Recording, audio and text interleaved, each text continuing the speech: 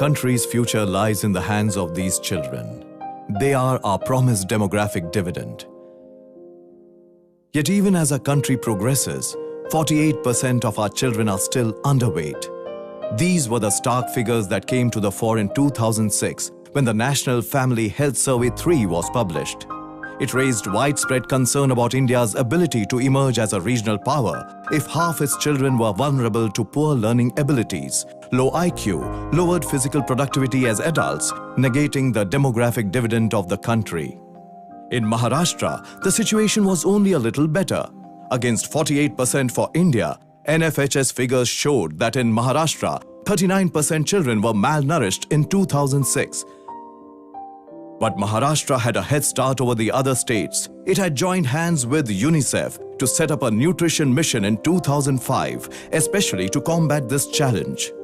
This was in response to the recurrent cases of child deaths that took place in Melghat and other tribal blocks.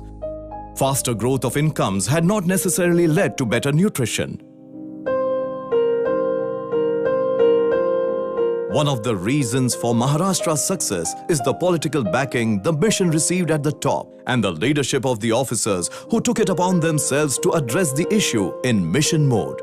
As a part of the Nodal Department of Women and Child Development, the mission has the highest level political commitment of the state and financial support from UNICEF, which has enabled it to function with flexibility and autonomy.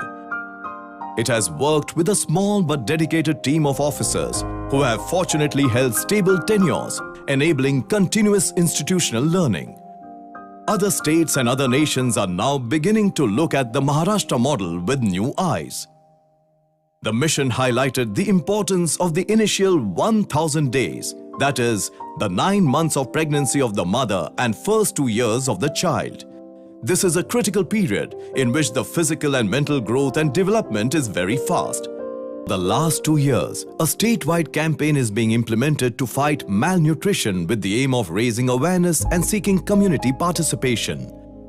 Community participation has led to many innovations and local initiatives have flourished, like home-based VCDCs, model or ISO Anganwadis, donation of food grains, Bal Gopal Pangat or celebrating children's birthdays, donations of food, mother's empowerment, adoption of malnourished children, and donations in kind and cash. All these efforts have yielded results.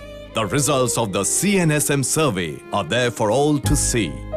This is Maharashtra's story, which indeed provides hope for the entire nation. Yet there are future challenges. There remain chronic pockets of undernourishment, particularly in the state's tribal pockets and urban slums. The incidence of low birth weight is still 20% on average and as high as 60% in some tribal pockets.